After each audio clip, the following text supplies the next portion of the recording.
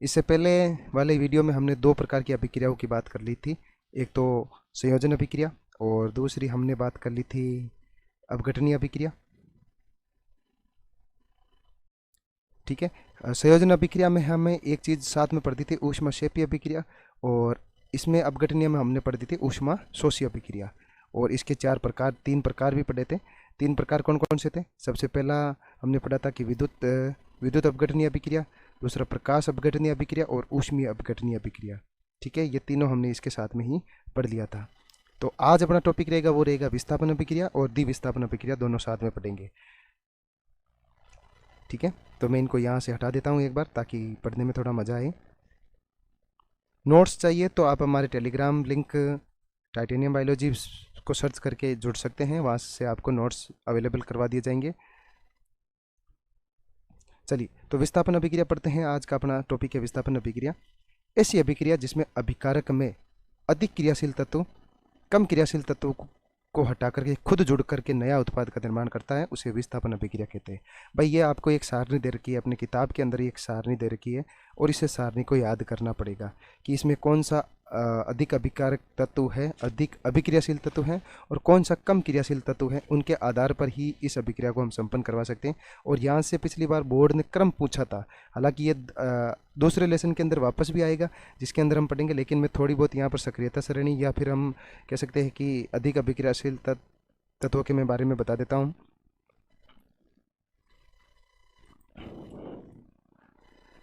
तो ये यहाँ पर दे रखा है अभिक्रियाशीलता का घटता हुआ क्रम, और यहाँ से प्रश्न पूछा गया था पिछली बार।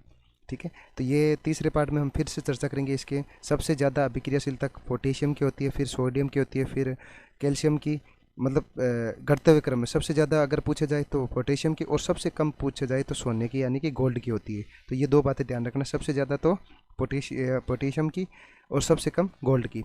इसके अलावा घटते क्रम में बता रहा हूँ मैं, ये ऊपर से नीचे की ओर जा रही है, तो ये घटता हुआ क्रम है इनका। सबसे ज़्यादा पोटेशियम, इससे कम सोडियम, इससे कम कैल्शियम, फिर magnesium, aluminium, zinc, iron, lead, hydrogen, ठीक है, कॉपर और मरकरी, सिल्वर, गोल्ड। अब इनको याद कैसे करें, तो इनकी मैं एक ट्रिक बता देता हूँ आपको। कैसे लिखोगे आप कि कनका के ने का कनका मांगे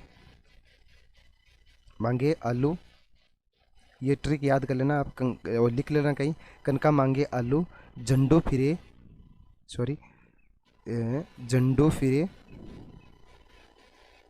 पंजाब। ये यहाँ तक याद हो जाएगा आपको। के से याद रखना आपको, के से क्या याद रखना? पोटेशियम।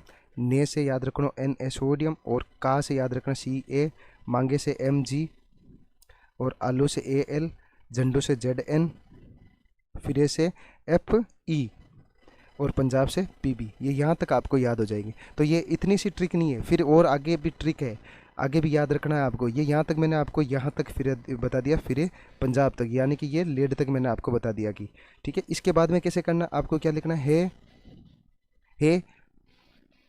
क्यों हाजी, है क्यों हाजी, ये ध्यान रखना, है क्यों हाजी, AgO। तो ये भी आगे नीचे ट्रिक जोड़नी है हमें। तो है से हाइड्रोजन, क्यों से Cu, हाजी से Hg, Ag से Ag, और O से O, सॉरी Au। O से क्या याद रखोगे? Au। तो यहाँ से ध्यान रखना, ऊपर के ये आपको याद हो जाएंगे ना कि कनका मांगे आलू, झंडू फिरे पंजाब, यहाँ तक आपको याद हो जाएंगे। तो पिछली बार यहीं से प्रश्न पूछा गया था, इस ट्रिक से, मतलब इनसे प्रश्न पूछा गया था कि निम्नलिखित अभिक्रियाशीलता का घटता क्रम बताइए, और इनमें से कोई भी आपको 4 दे दिए गए थे। जैसे मान लो अभी मैं दे देता हूँ आपको यहाँ पर 4 छाट करके दे देता हूँ। जैसे मैंने दे दिया आपको, एक दे दिया आपको Pb, ठीक है, एक आपको दे दिया मैंने Zn, और एक दे दिया मैंने आपको एल्यूमिनियम, और एक दे दिया मैंने आपको Ag, और एक दे दिया Au। अब इनका क्या पूछा जाएगा? इनका घटता हुआ क्रम पूछ लिया जाएगा। तो सबसे ज़्यादा किसका होगा यहाँ पर? तो यहाँ पर सबसे ज़्यादा हम किसका बताएंगे? Pb का। किसका बताएंगे? Pb का। ठीक है, Pb से सॉरी, सबसे ज़्यादा जिंक का होगा, जिंक से कम Pb का होगा, Pb से कम, सॉरी, सबसे ज़्यादा एल्यूमिनियम का होगा, माफी चाहेंगे, सबसे ज़्यादा एल्यूमिनियम का होगा। तो सबसे पहले किसको लिखेंगे? एल्यूमिनियम को लिखेंगे। एल्यूमिनियम से कम जिंक का, जिंक से कम Pb का, और Pb से कम किसका हो जाएगा? Ag का, और Ag से कम किसका होगा? AU का, यानी कि गोल्ड का, ओरम का। ठीक है, तो ये हुआ घटता हुआ क्रम इनका।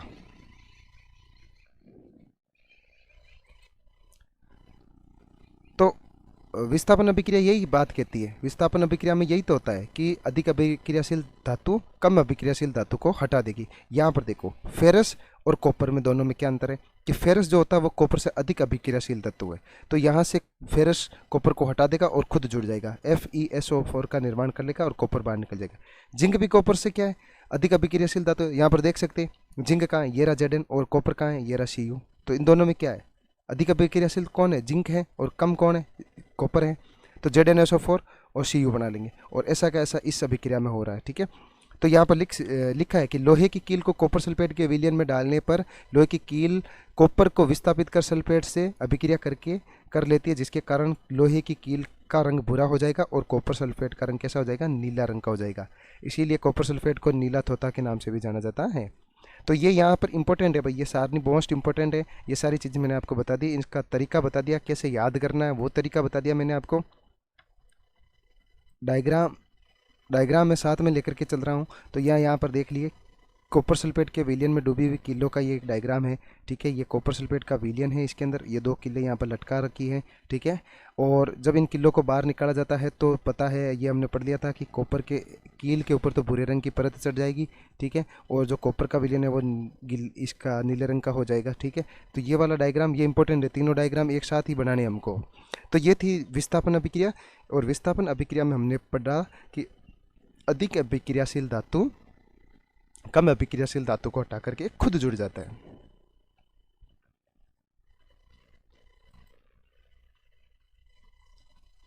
और अंतिम टॉपिक है द्विविस्थापन अभिक्रिया, ये भी इसी के साथ में विस्थापन अभिक्रिया और द्विविस्थापन अभिक्रिया साथ साथ में चलते हैं। अब यहाँ पर देख लो 2 का विस्थापन होगा, कितने का, 2 का विस्थापन होगा। पहले वाली में क्या हो रहा था, पहले वाली में सीधा सीधा हो रहा था कि जैसे मान लो Fe प्लस ZnSO4, फिर बन रहा था अपने FeSO4, सॉरी यहाँ मैं कॉपर कर देता हूँ, या मैं CuSO4 लिख देता हूँ,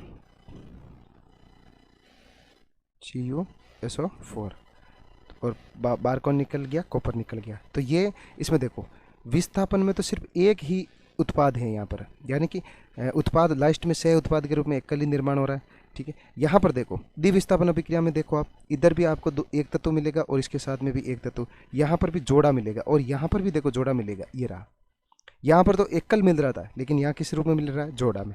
तो ये यहाँ पर सोडियम क्या करेगा, अपने इलेक्ट्रॉन, सोडियम अपने इलेक्ट्रॉन इनको देगा, और यहाँ पर ये क्या करेगा, जो बेरियम है वो अपने इलेक्ट्रॉन सल्फेट को दे देगा। किसको दे देगा, इलेक्ट्रॉन या परमाणु का आदान प्रदान हो जाएगा। तो ये बात मैंने आपको पहले ही बता दी।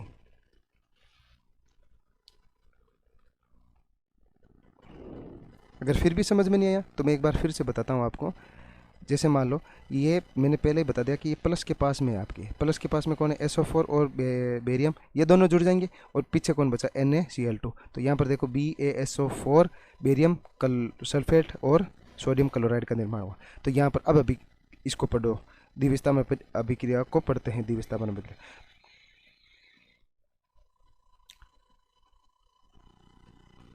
तो NCERT किताब में अपने लिख रखा है कि सोडियम सल्फेट और बेरियम क्लोराइड की अभिक्रिया करवाने पर हमें बेरियम सल्फेट का अवक्षेप प्राप्त होता है और सोडियम क्लोराइड का निर्माण होता है। इसके अलावा यहाँ पर देखो 2 या 2 से, द्विविस्थापन अभिक्रिया किसको बोलेंगे, 2 या 2 से अधिक अभिकारक के मध्य परमाणुओं या आयनों का आपस में आदान प्रदान होकर के फिर उत्पाद का निर्माण होता है, जिसको द्विविस्थापन अभिक्रिया बोलेंगे। ठीक है, तो इतनी बात आपको समझ में आ गई होगी। यहाँ पर भी देख सकते हैं कि लेड नाइट्रेट है, ये लेड नाइट्रेट है, और ये पोटेशियम आयोडाइड है। इन दोनों में भी क्या हो रहा है, ऐसा का ऐसा सेम टू सेम हो रहा है। देखो जो पोटेशियम है वो NO3 के साथ में जुड़ करके 2KNO3 का निर्माण कर रहा है, और यहाँ पर जो लेड है वो आयोडीन के साथ में जुड़ करके लेड आयोडाइड का निर्माण कर रहा है। तो इस अभिक्रिया में PbI2 का अवक्षेप प्राप्त होता है, येलो पीले रंग का होता है। ये किस रंग का होता है, पीले रंग का। तो एक बात ध्यान रखना, द्विविस्थापन अभिक्रिया में हमें अवक्षेप प्राप्त हो रहा है, यहाँ पर भी अवक्षेप प्राप्त हो रहा है और इस अभिक्रिया में भी अवक्षेप अभिक्रिया प्राप्त हो रहा है। तो साथ में यही पढ़ देते हैं कि अवक्षेपण अभिक्रिया किसे कहते हैं। तो ऐसी अभिक्रिया जिसमें अभिकारक के टूटने के पश्चात उत्पाद का निर्माण होता है, और जो उत्पाद बन रहा है वो जल में अविलीय होता है, तो उसे हम क्या बोलेंगे, अवक्षेपण अभिक्रिया बोलेंगे। Na2SO4 BaCl2 BaSO4 NaCl। यहाँ पर BaSO4 का निर्माण किस रूप में हो रहा था, अवक्षेप के रूप में हो रहा था, यानी कि ये हमें एक प्रकार का अवक्षेप प्राप्त हो रहा था। आगे बात समझ में, ये क्या हो रहा था, हमें अवक्षेप प्राप्त हो रहा था, अवक्षेप। तो ये यहाँ पर एक डायग्राम भी दे रखा है अवक्षेपण अभिक्रिया का, जिसमें सोडियम क्लोराइड का निर्माण भी हो रहा है। चलो, ये सोडियम सल्फेट का विलयन युक्त प्रकनली है और इस वाली में बेरियम क्लोराइड है। बेरियम सल्फेट और सोडियम क्लोराइड का निर्माण हो रहा है और यहाँ नीचे बेरियम सल्फेट जो है उसके क्या हो रहा है, अवक्षेप प्राप्त हो रहा है उसका। ठीक है, तो ये डायग्राम भी मैंने आपको बता दिया है।